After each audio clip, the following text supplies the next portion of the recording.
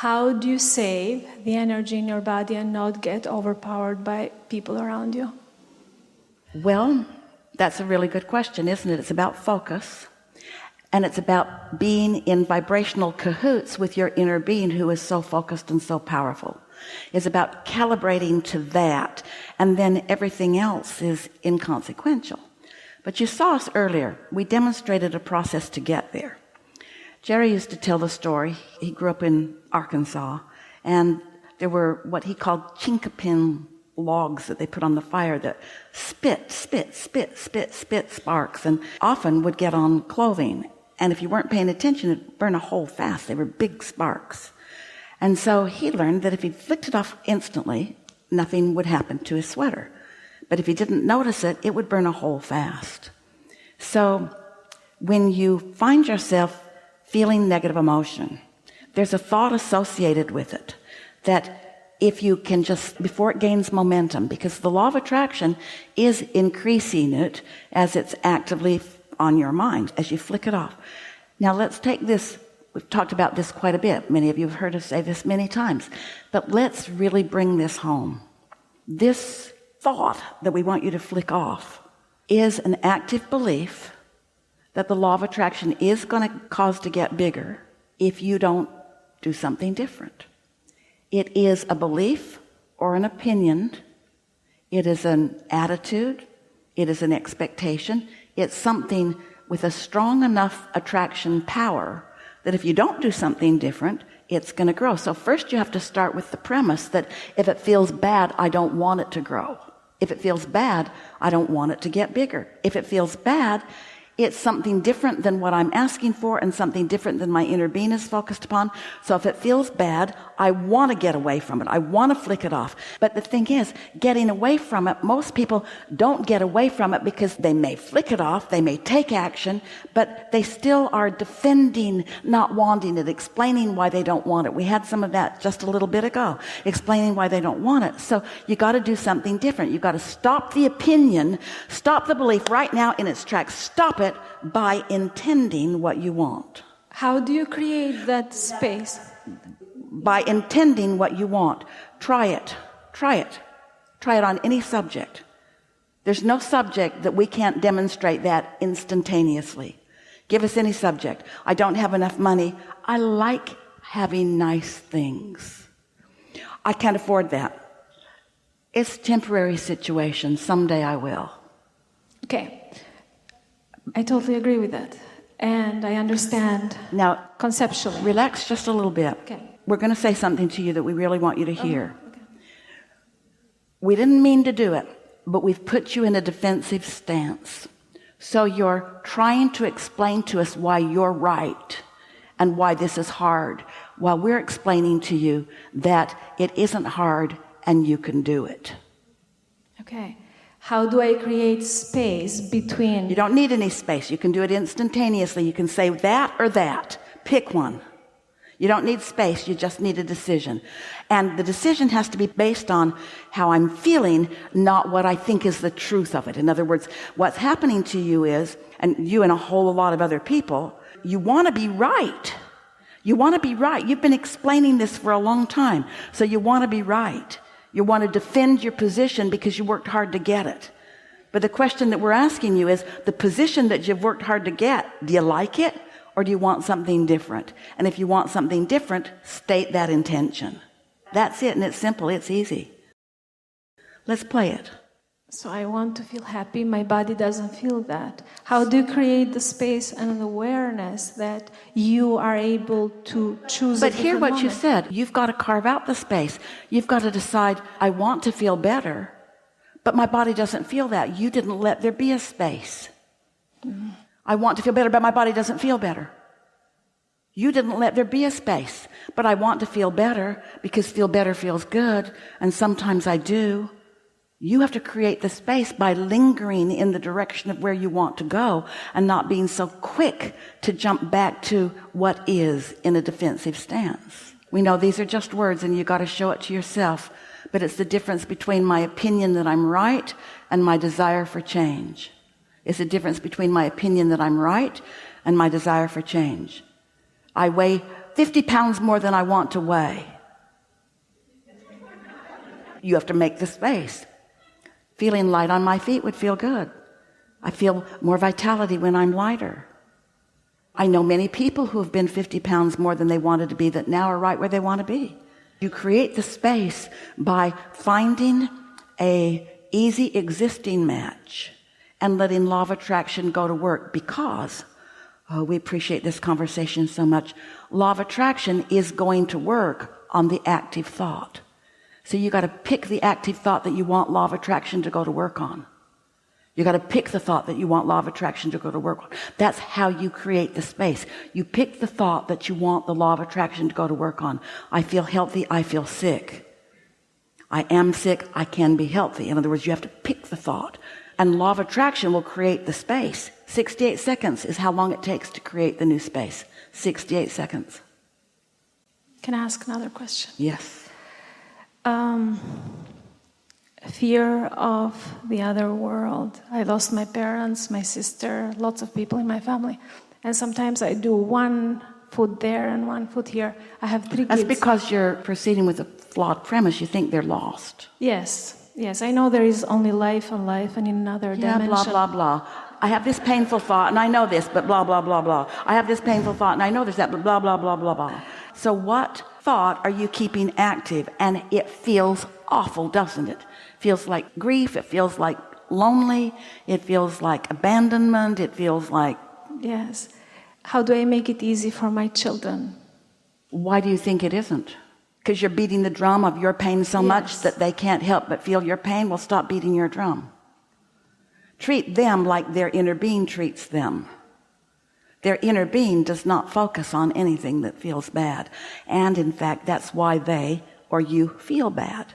You're focusing where your inner being isn't focusing. When you focus where your inner being doesn't focus, you don't feel good. You should see the light around you. Esther's eyes have never translated anything like it. Has anyone else seen it? There's a light around you that is evidence of the power of your desire. It won't take much for you to lean in the direction of that. And what it is, what that light is, it's all those that you think are lost that are here focused with you now. Oh. Anybody seeing it? Look on the screen. Don't change camera angle, but look on the screen. Let your eyes just relax. It's off on this side, and it is pointed, and it is vivid, and it is real. That's what you want your kids to feel. You see, when someone reemerges into non-physical, they don't stop focusing on physical. They're still really interested and eager. They just focus from that place of inner being where they're gathering the cooperative components. You can't see what you can't see. Oh, Esther gets to see it, though. You can't see what you can't see. And you can't feel in any moment what you can't feel. But when there's something that vivid, that is, we're going to coin a weird phrase, vibrationally tangible. Those words don't even seem like they can go together. But there's such a vivid, pointed energy that it is seeable. And we know it must be feelable to you. Right now, when you focus on what we're talking about, do you feel love or lonely? Love. Yeah. I feel love, yeah. So it is something that you can translate in real time when you're in the vicinity.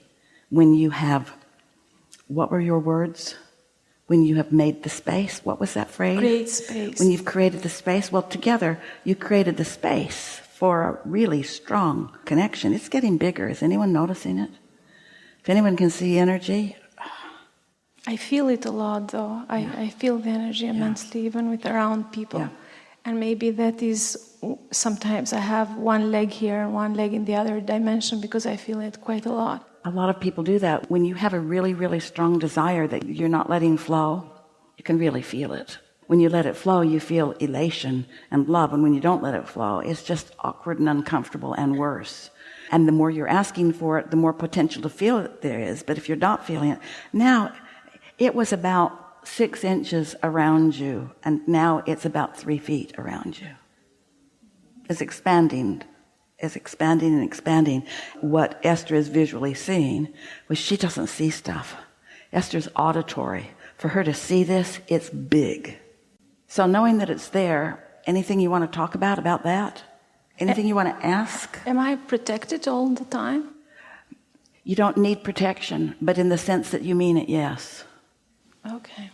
You're protected to the degree that you allow yourself to be protected. Your doubt weakens the shield. How do I keep my shield up daily? Like a practice? By not calling it a shield, calling it your natural state, calling it the natural focus, calling it source energy that is amplified.